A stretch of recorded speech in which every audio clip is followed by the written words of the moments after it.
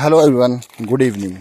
चलिए आज की एस्परेगस की सर्च के साथ यानी कि शतावरी के सर्च के साथ एक इम्पॉर्टेंट लर्निंग आपके साथ शेयर करते हैं। देखिए स्टॉक मार्केट में इनिशियल लेवल पे जब आप आते हो, चीज़ें देखते हो, स्कैन करते हो, स्टॉक्स को देखने की कोशिश करते हो तो चीज़ें समझ नहीं आती। लेकिन धीरे धीरे जब हम सीख जाते हैं, चीज़ों को समझ पाते हैं, हाई प्रोबेबिलिटी एरिया के बारे में बात करते हैं तो ढेर सारी चीज़ें हमें खुद ही समझ में आने लग जाती है। अब एस्परेगस का स्टॉक मार्केट से क्या लेना देना है, तो देखिए अब एक बहुत इंपॉर्टेंट पार्ट है। एस्परेगस को हम देख रहे हैं, हम इसकी नई नोट्स को निकालने की, देखने की, समझने की कोशिश करेंगे कहाँ पे ये पाए जाते हैं, कहाँ पे मिलेगा। तो हमें क्या देखना है, हाई प्रोबेबिलिटी एरिया। तो हाई प्रोबेबिलिटी एरिया क्या है, जहाँ पे पहले से एस्परेगस का कोई पेड़ सूखा, मतलब एक सूखा सा है या जला सा आपको देखने को मिल रहा है, तो एक हाई प्रोबेबिलिटी एरिया है कि नहीं है। अब एक एग्जांपल, जैसे मैं यहाँ पे रिलेट कर पाया, मैं अकेले निकला हूँ अभी तलाश में एस्परेगस की।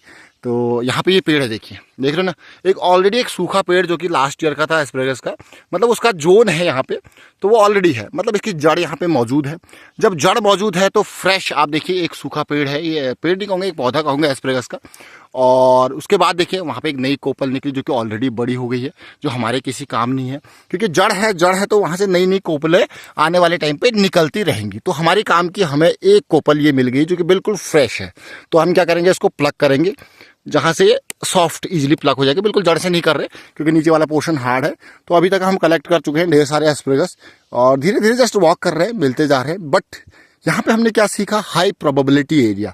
तो जब हम तलाश कर रहे हैं तो सबसे पहले ये देख रहे हैं कि यार कहाँ पे पुराने जले हुए पेड़ देखने को मिल रहे हैं, क्योंकि जो फ्रेश होगा ना, फ्रेश जहाँ पे नया एस्परेगस निकला वो बहुत ही पतले मिल रहे हैं। और जहाँ पे ये अच्छे खासे जो इनकी नॉब्स हैं बढ़िया वाली जो मिल रही है, वो उन जगहों पे मिल रही है जहाँ पे ऑलरेडी एक पेड़ था जो कि सूखा हुआ है, वहाँ पे कुछ नई कोपलें निकल रही है और आने वाले टाइम पे ये एरिया में और जो है अपॉर्चुनिटी मिलेगी एस्परेगस की। तो क्या रिलेट किया, क्या समझाने स्टॉक मार्केट में, यानी टाइम लगता है। धीरे धीरे आप जब मार्केट में बने रहते हो तो फिर आपको और अपॉर्चुनिटीज़ मिलती रहती है, इसलिए लर्निंग के ऊपर फोकस करना है।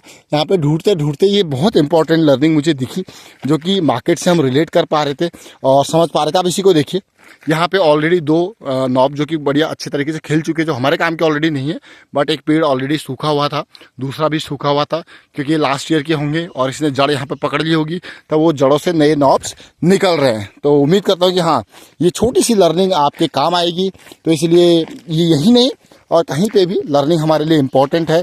हम किस तरीके से आगे एक्सप्लोर कर रहे हैं चीज़ों को और उन चीज़ों को, एग्जिस्टिंग चीज़ों का यूज़ करके हम जो है अपॉर्चुनिटी की तलाश कर रहे हैं, ये इंपॉर्टेंट पार्ट है। तो उम्मीद करता हूँ छोटी छोटी जो बहुत सारा एस्परेगस है, देखिए अभी नेक्स्ट ईयर क्या होगा, इनकी जड़ें और यहाँ पे बन जाएंगी तो ये और अच्छे से यहाँ पे खिलेंगे। ये कोई खेती नहीं है, ये इसी तरीके से नॉर्मली जंगल में इस तरीके से हो रहा है।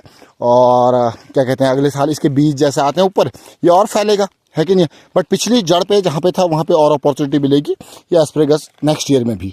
तो उम्मीद करता हूँ कि कुछ ना कुछ आपको सीखने को मिला होगा इस इम्पॉर्टेंट लर्निंग से। And thank you.